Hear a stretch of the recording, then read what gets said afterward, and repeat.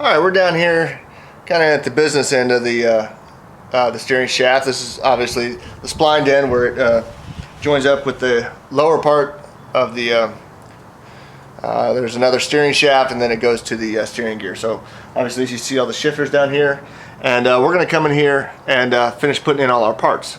The first one that needs to go in is this little piece. Remember, it slides over and it goes over this edge of the little shifter mechanism. So that goes in first, followed by, this is our let's see, this is second and third shifter for second gear and third gear. And so this one goes in, the little nub on here goes facing away from you, so facing the steering wheel. So we put that in there, and last but not least, this piece goes in there as well. That's the bottom end.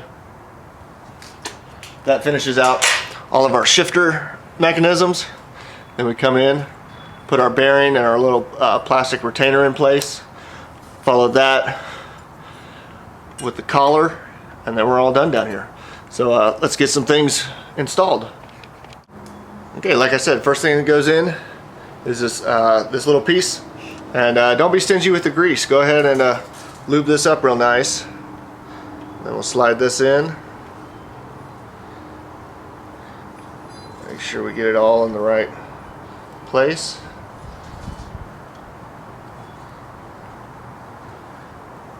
Okay, that's fully seated. Next thing to go in is the second and third shifter.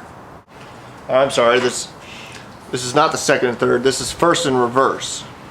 I apologize for that. This is the first and reverse shifter.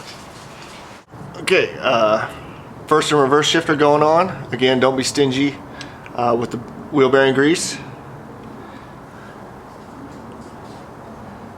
And we'll get that in place. Alright, and then the last piece, last part of the shift mechanism that goes on there, this little outer ring just slides into place like that. And now we're ready for the bearing and the bearing retainer. Alright, so I came in and I had the little bolts that hold the bearing retainer collar on. They also hold the shift mechanism in place. I've gone ahead and taken those out. Remember, they were only in there temporarily. So I've taken those out, and the next thing to install is our little bearing. And I was able to get just a little bit of new grease packed into this bearing. So it's the old bearing, but it should work just fine. So now we come in here, put it on the end of the shaft, slide it up and into place.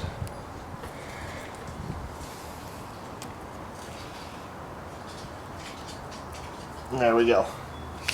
That's ready to go. Next thing we do is take our little collar. Remember, you got to get the shifters lined up. Stick our little collar on there.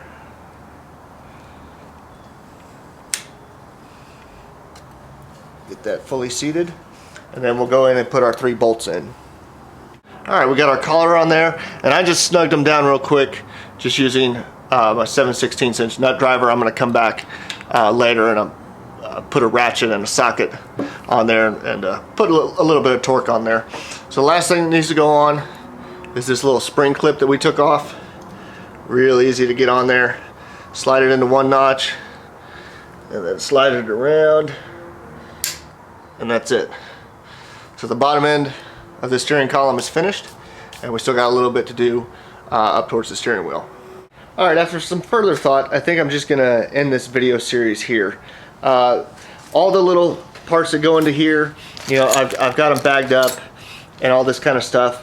But honestly, I'm going to go ahead and install the rest of the parts with the steering column installed in the truck. And the reason why I'm doing that is just, one, because there's really nothing that holds them in other than the steering wheel. And I don't want to put the steering wheel on until I have the column installed in the truck, because I want to be able to get the steering wheel on there in the correct orientation. I mean, personally, nothing looks worse to me than a steering wheel that's cocked to one side when the tires are straight and that kind of stuff. So I'm going to hold off putting in the rest of the stuff.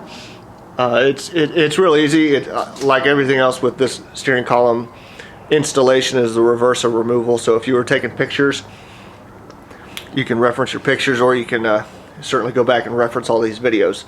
So that's where I'm going to leave it. And I got a little bit more work to do on the inside of the cab before I reinstall the column. So I appreciate y'all watching, and if you haven't subscribed, please subscribe.